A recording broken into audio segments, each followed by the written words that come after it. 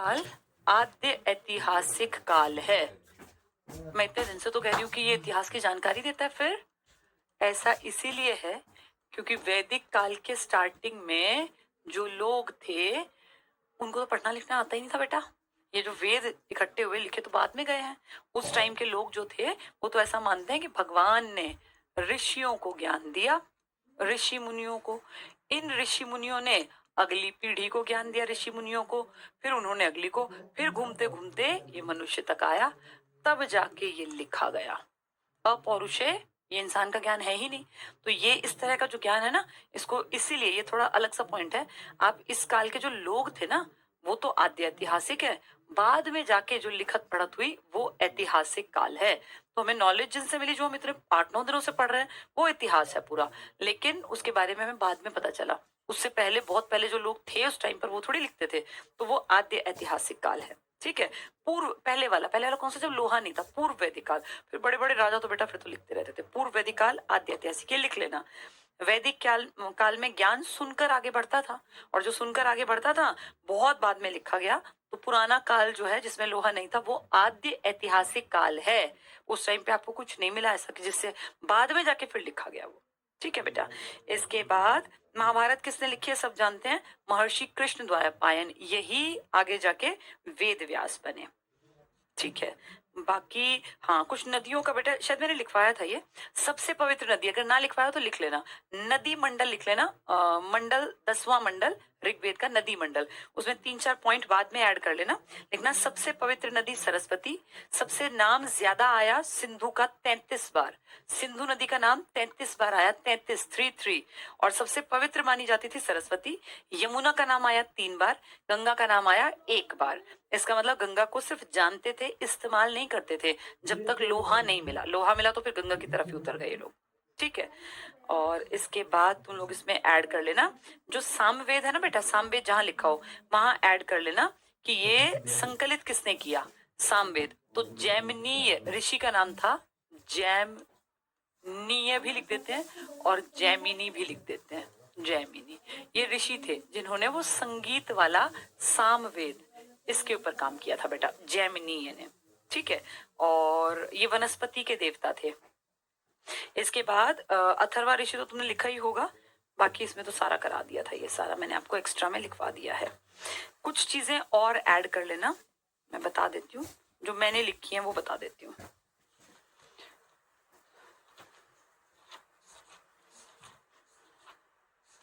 इसमें वैदिक काल में बेटा एक तो ये लिखना, ये बताया था वैसे, ऋग्वेद में 33 बार नाम आया है आर्यों का, ठीक है।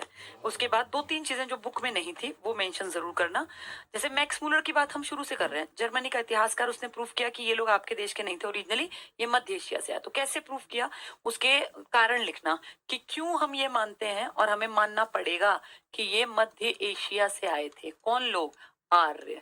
इस बात को तुम कैसे काटोगे कि ये तुम्हारे नहीं, तुम्हारे ही थे। तुम्हारे पास कोई प्रूफ है? हमने पढ़ा था सरस्वती जी ने कह दिया नहीं जी ये तो उत्तरी ध्रुव के थे, हमारे तिलक जी ने कह दिया तो तिब्बत से आए थे। ये बात कोई नहीं मानता इनके अलावा।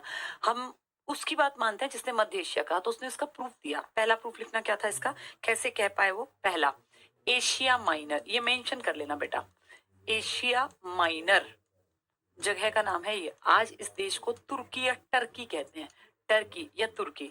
यहाँ पे एक अभिलेख मिला, बोगज गोई अभिलेख भी इसी का नाम है, और इसी को बोलते हैं बोगज कोई।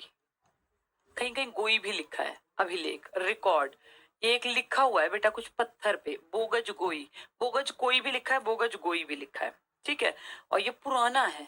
इसमें क्या खास है, इसमें हमारे भगवान जो हम पूछते थे ना बाद में, उनके नाम लिखे थे। तो ये बड़ा अमेजिंग था, ठीक है। और एक दूसरा लिखा हुआ मिला कस्सी का, कस्सी हमारे गांव में जो फावड़ा है उसको कस्सी बोलते हैं।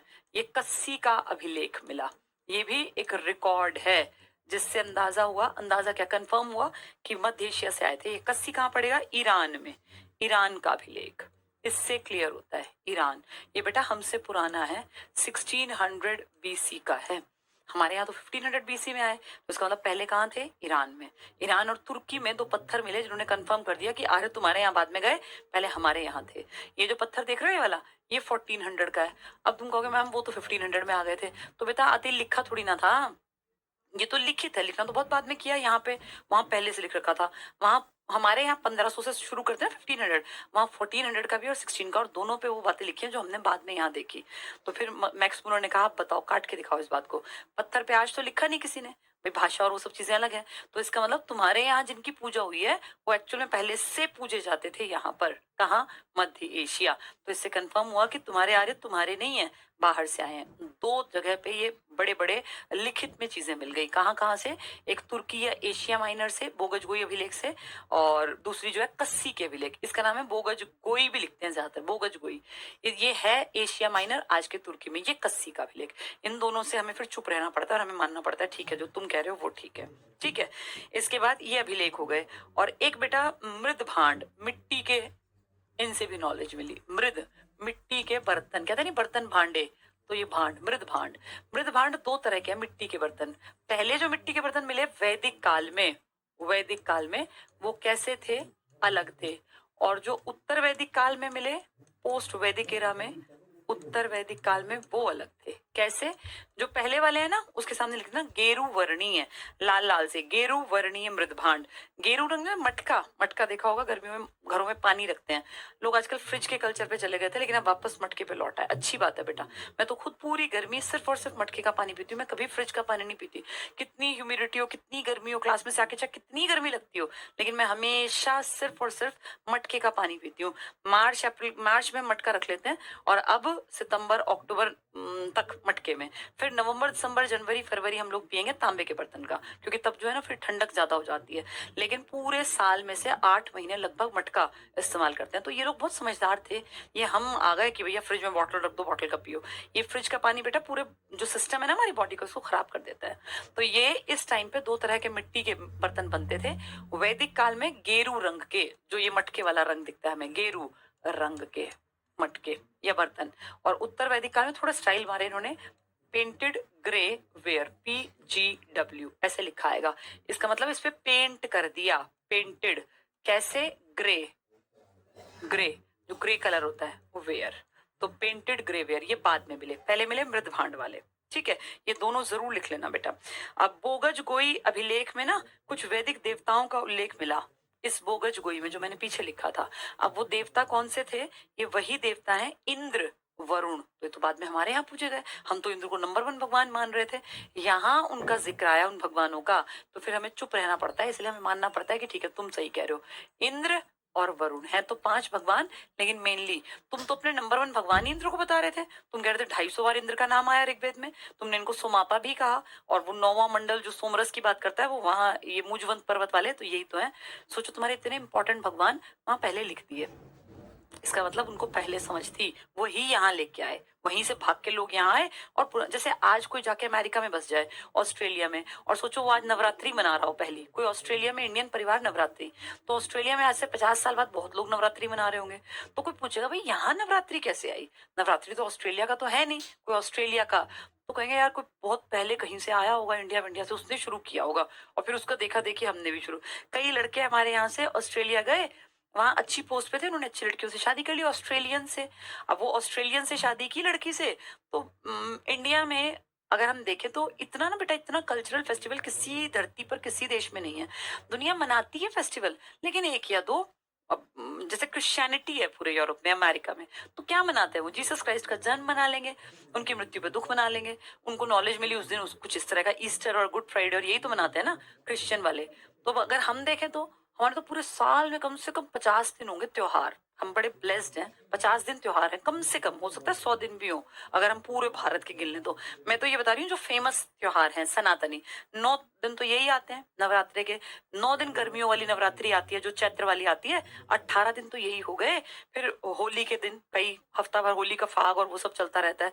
फिर दिवाली के दिन कम से कम 5 दिन तो मिनिमम वो बड़े बड़े त्योहार ही हैं, आगे पीछे अलग। फिर कभी हम देखते हैं अपनी ये तीज, कभी रक्षाबंधन, और कभी जो है कितने सारे अपने यहाँ लोकल फेस्टिवल्स भी हैं। तो ये सोचो जरा, इंडिया में तो बहुत छोटा, मैं तो 50 वैसे ही अंदाजा मार रही हूँ, मुझे लगता है हो सकता है 70-80 दिन भी हमारे त्योहार के हो। तो हमारे यहाँ ना बड़े कल्चरल एक्टिविटीज, और जैसे हमेशा मजे करना, गर्मियों में त्योहार, सर्दियों में त्योहार, बारिशों में त्योहार, पूरे साल त्योहार चलते हैं। तो ये हमारा कल्चर है। अब यहाँ से किसी ने बाहर शादी की, लड़का है वो, तो वो अपनी वाइफ को कहेगा भाई हम भी त्योहार मनाएंगे, तो दो चार वो करेगा। अब कोई भी नया चीज सीखना हर किसी को अच्छा लगता है। हम इंडियंस हैं, हमें दूसरे देश की कोई सभ्यता पता चले हमें भी अच्छा लगेगा, अच्छा ऐसे बनाते हैं, तो फिर उनको हमारे त्योहार मना के मजे आते हैं। फिर वो जो कहीं ऑस्ट्रेलिया अमेरिका में कोई लड़कियां हैं जिन्होंने किसी इंडियन लड़के से शादी की है, वो उसके कल्चर को फॉलो करने लग जाती हैं। कहीं है इस तरह के परिवार यूट्यूब पे, और फिर वो पूरी तरह से उनकी अगली पीढ़ी रह रहे हैं ऑस्ट्रेलिया अमेरिका यूरोप में, और वो जो है प्रॉपर अपने लहंगे पहन रहे हैं और दिए जला रहे हैं। तो इस तरह से चीजें ना बेटा चली जाती हैं एक जगह से दूसरी जगह। ऐसे हमारे यहाँ भी आई, आर्य लेकर आए इंद्र भगवान को, वरुण भगवान को। तो इस तरह से नाम लिख लेना, इंद्र वरुण और मित्र नासत्य अश्विन, इतने मत लिखना तुम, बस इंद्र वरुण लिख लो, क्योंकि इंद्र हमारे लिए इंपॉर्टेंट भगवान है। ठीक है, ये लिख लेना। इसके बाद वेद त्रयी वगैरह तो मैंने आपको डिटेल से करा ही दिया था। क्या वैदिक लोगों को लिपि का ज्ञान था? जो ये 500 साल लोग घूमते थे, क्या ये लिखना जानते थे? नहीं, इनको लिखने का नॉलेज नहीं था बेटा। उस टाइम पे तो भगवान ने ऋषियों को, ऋषि बस बोलते फिरते थे, आगे जाके ऋषियों ने उनको लिखा, बहुत बाद वालों ने। तो इस टाइम तक ज्यादा समझ नहीं थी लोगों में। ठीक है, और बाकी वो ब्राह्मण क्षत्रिय ये तो मैंने तुम्हें बता ही रखा है। स्त्रियों की दशा बता रखी है सारी। और खान पान में बताया होगा, अघन्या है, गाय का वध नहीं करना, 175 नहीं मिले तो 176 बार गाय का नाम आया है ना। चलो ये सब बाकी करा रखे हैं। एक चीज और लिख लेना इसमें, आभूषण और मेंशन करना बेटा। सिक्के का ढेर, ये कई बार मैंने देखा है क्वेश्चन आ जाता है। एक वर्ड है निष्क, निष्क, तो एग्जाम में आ जाएगा निष्क क्या है। तो ये सोने का हार या सोने के ढेर के लिए वर्ड आता था। ये सोने, गोल्ड, गोल्ड का, सोने का ढेर। एक आधी जगह तुम्हें लिखा मिलेगा सोने का हार। अब ये हार होने के चांसेस थोड़े कम हैं क्योंकि घुमक्कड़ जीवन था। तो निष्क सोने का भंडार, कुछ सोने का ही वो होता होगा। ठीक है, सोने का ढेर या हार या आभूषण कुछ भी कह लो। निष्क, कुछ लोग कहते हैं सिक्का भी था, जो भी कहें सोने का कुछ था। ये तब की बात हो रही है जब वो 500 साल लोग घूमते रहे थे उस टाइम पर। ठीक है, संयुक्त परिवार थे वो बता ही दिया था, लेकिन सिर्फ पिता की सत्ता, अब सिर्फ पिताजी वाले रहते थे, अब सब नहीं थे। ठीक है बेटा, तो ये थोड़ा सा बस अलग थे दो चार पॉइंट। बाकी तो सब मैंने आपको पढ़ा दिया है, सब मैंने आपको, कोई ऐसी कसर मेरी तरफ से नहीं है जो मैं मुझे लगे कि मैंने अपने में लिखी और तुम्हें नहीं लिखवाई। तुम्हें ये सब मैंने पढ़ा दिया जो मेरे नोट्स में भी था। ठीक है, बाकी कुछ अलग है नहीं जो रहता हो मेरी नजर में, ये सब मैंने तुम्हें पढ़ा दिया है। अब ये मेरे नोट्स जो है, इसका ये वाला पोर्शन कंप्लीट हुआ। तो मेरी तरफ से वैदिक काल कंप्लीट। इसमें हमने वेद और वेदांग, वेदांत जिसको उपनिषद कहते हैं, आरण्यक, ब्राह्मण, सामाजिक जीवन, आर्थिक जीवन, राजनीतिक जीवन, ये सब पढ़ लिया। तो उस टाइम का समाज, अब मुझे उम्मीद है तुम्हें समझ में आ गया होगा। उनका खान पान, पहनावा, आभूषण, कपड़े के प्रकार, वासस, अधिवास, याद आया, उष्णीय, सर की पगड़ी, इनके कपड़ों के भी नाम थे। ये सब हमने पढ़ लिया। खान पान में मांसाहारी भी थे और शाकाहारी भी थे, ये भी हमने पढ़ा। रहन सहन तो पहले कबीलाई थे, बाद में जाके फिर बड़ी बड़ी प्रॉपर्टी के मालिक बने। पहले कर देते थे इच्छा से, स्वेच्छा से, बलि के नाम पे, खीर दे आए, कोई जानवर दे आए, गाय दे आए, बकरी दे आए। लेकिन बाद में फिर भाग के दो मुझे कर, क्योंकि मैं राजा हूँ, मुझे तुम्हारी केयर करनी है, पूरे एरिया में मुझे सेना तैनात करनी है, उस सेना के लिए मुझे हथियार बनवाने हैं, उस सेना के कपड़े बनेंगे, उस सेना का खाना पीना होगा। तो इस तरह से लाइफ समझ में आ गई। हमने दो तरह के लोगों को कंप्लीटली समझ लिया, पहले हड़प्पा काल वाले और फिर वैदिक काल वाले। हड़प्पा वाले बहुत पढ़े लिखे, काबिल, पुरोहित और बहुत समझदार थे। उनके घरों में हमें कहीं सेना कि भाई कोई सैनिक था, हथियार थे, कुछ नहीं मिला। एक वो याद होगा सूती कपड़े में लिपटा हुआ चाकू मिला था बस एक जगह, मोहनजोदड़ो में, बाकी हमें कोई एग्जाम्पल नहीं मिला। वो लड़ते झगड़ते नहीं थे, शांत थे, व्यापार करते थे, पैसा कमाते थे, बढ़िया जीवन था उनका, बहुत बढ़िया जिंदगी थी। अगर देखें गायब कैसे हुए तो एग्जैक्टली नहीं पता। शायद उल्का पिंड गिर गया, शायद किसी विदेशी ने अटैक कर दिया, शायद बाढ़ आ गई, शायद मलेरिया फैल गया, डूब के मर गए, बस अंदाजे हैं कि कोई ऐसी अदृश्य शक्ति, कुछ इस तरह की बिजली बिजली गिरी, आग लगी, मर गए। एग्जैक्टली किसी को पता नहीं है। ठीक है, कुछ कहते हैं भूकंप से दब के मर गए। जो भी हुआ होगा, अगले लोग उनके मुकाबले थोड़े पिछड़े थे, घूमते थे, जानवरों के पीछे पीछे चलते थे, और पीछे चलते थे इसीलिए मध्य एशिया से उठ के यहाँ आए, उन गायों के पीछे, उनके रेवड़ के पीछे। मध्य एशिया से तुम्हें कैसे पता है? क्योंकि दो अभिलेख मिल गए लिखे हुए, एक तो बोगजगोई का अभिलेख एशिया माइनर तुर्की में, और दूसरा कस्सी का ईरान में। एक 1400 का, एक 1600 का, हमारे वाले 1500 के। फिर कैसे कह सकते हो? क्योंकि हमारे यहाँ जो आते तो नहीं भगवान के नाम लिखे, आते थोड़ी ना पूजा करने लग गए और नाम लिख दिए। आगे तो पहले जमीन देखी होगी, पहले तो बस से होंगे तब लिखा होगा, और उन्हीं भगवानों के नाम वहां तब पहले लिखे हुए थे। तो कंफर्म हो गया कि उस टाइम वो वहां एडवांस थे, आपके यहाँ तो बाद में आए। तो हमने ये मान लिया कि ठीक है, तुर्की से ही आकर बसे थे, एशिया माइनर से, और कस्सी से ही। किसकी बात से मानना पड़ा हमें? ईरान से। मैक्स मूलर, जर्मनी के इतिहासकार। फिर हमने देखा ठीक है, कहीं से भी बसे हो, इंटेलिजेंट थे भाई, लाइफ को अच्छा बनाया। पहले लाइफ घूमने वाली थी, गाय बैल के पीछे घूमते थे, फिर लाइफ स्टेबल थी। वहां से हमारे देश में राज पाट, सेना, खर्चे, आक्रमण, सेना, युद्ध, ये सब शुरू हो गया। और फिर वो 400 सालों में धीरे धीरे करके इतना दिखावट, इतना कर्मकांड, इतने ज्यादा काम करने लग गए, ब्राह्मणों ने इतना वर्चस्व बना लिया कि फिर लोग धीरे धीरे उनसे दुखी हो गए। यार इनके रोज के चोंचले, कभी बच्चा जन्म ले रहा है तो गाय का दान करो, ब्राह्मणों को दान दो, किसी के पिताजी मर गए तो 13वीं पर इतना दान करो, किसी के घर में कुछ शुभ मुहूर्त है तो दान करो। तो लोग ना फ्रस्ट्रेटेड हो गए, यार ये तो जीने नहीं देंगे किसी को, खासकर गरीब लोग। फिर उन्होंने कहा ये आर्य वारे बकवास है, हमें ये व्यवस्था पसंद नहीं।